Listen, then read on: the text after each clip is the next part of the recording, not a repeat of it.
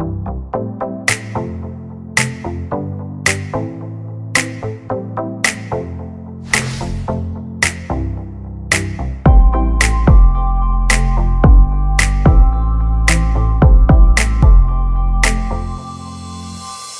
عليكم البنات، نتمنى تكونوا بخير وعلى خير، كلكم طاقه ايجابيه ان شاء الله. اليوم بلا ما نطول عليكم غنقول لكم واش حضرت لكم الخبز التركي اللي كيجي خفيف خفيف خفيف وهشيش كما كتشوفوا، مقادير متواجده في كل بيت. تقدروا ديروه للكوتي، تقدروا ديروه للفطور، كيعجب الوليدات الصغار. فما نطولش عليكم، كيف قلت لكم الى عجبكم الفيديو ما تنسونيش من اللايك، ما تنسونيش من الاشتراك، ونمشيو مباشره للمقادير وطريقه التحضير. اول حاجه عندنا جوج الاكواب ونص ديال الدقيق ديال الحلويات. انا استعملت دقيق الحلويات، تقدروا تستعملوا الدقيق العادي. غادي ندير معاه واحد معلقه صغيره ديال الملحه. غادي نحاولوا نخلطوهم هكا.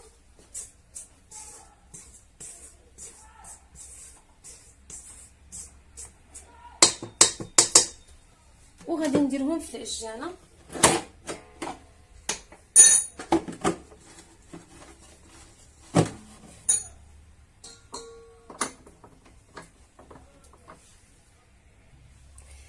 من بعد ما درت هنايا في العجانه غندير واحد الكوب ونصف ديال الحليب الدافي،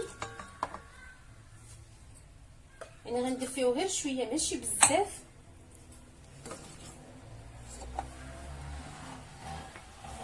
غادي نزيدو عليه معلقه ديال الخميره، معلقه كبيره ديال السكر سنيده،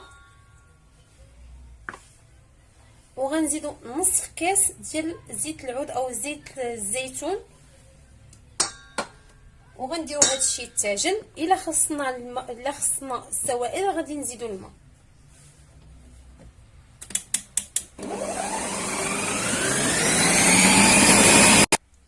فوالا حبيباتي، بعد ما عجنتها درتها في هذا الاناء، تخويت على شويه ديال الزيت يعني في يديا، وغنخليها ترتاح واحد المده ديال الساعه. غنعاود نرجع لها، فخليكم معايا في التمشوفين ونرجعوا من بعد. فوالا حبيباتي، دابا راه هي من بعد ما خمرات كما كتشوفوا انا خليتها ساعه. نحاول نخرج هذاك الهواء وغادي نقسمها على جوج كما كتشوف. غناخذ الطاوله غتدخل الفران اولا اللاطه اللي كنديرو فرشها بورق الزبده، وغادي نسرحها هكا. ودائما كندهن يدي شويه ديال الزيت، حيت عارفين راه العجينه شويه خفيفه، وغنمشي معها بحال هكا.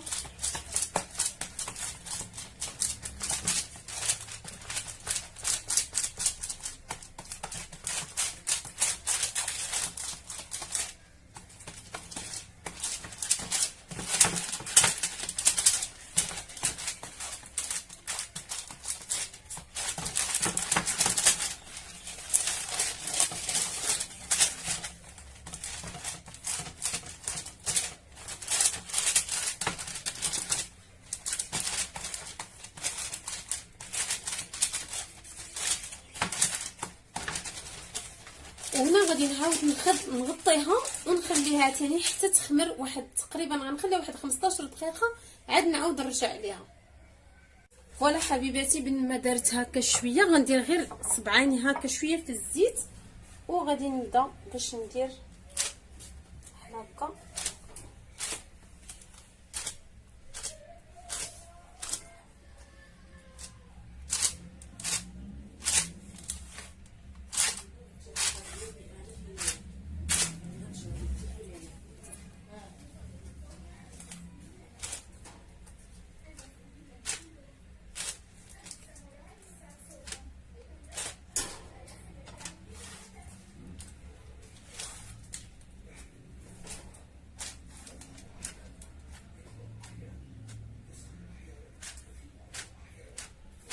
كنديروها بهذا الشكل.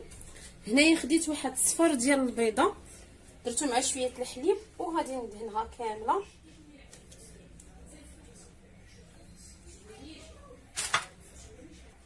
بعد ما دهنت الخبيزات ديالي غادي نديرها هنا. خديت واحد الحبه السوداء وخديت شويه ديال الزنجلان المهم الزنجلان ديجا عندي حمر محمرها، غادي نرشهم هكا. الفران راني سخنته على 180 درجه وغندخلهم هكا الفران يطيبوا ونرجع معكم.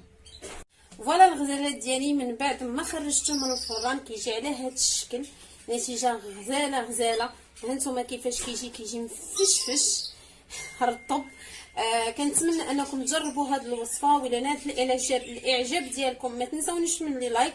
الناس اللي مازال ما اشتركوش في القناه كنقول لهم مرحبا بكم عندنا في القناه، تباركوا على زر الجرس باش يوصلكم كل جديد، وكنقول لكم الى اللقاء فيديو جديد ان شاء الله.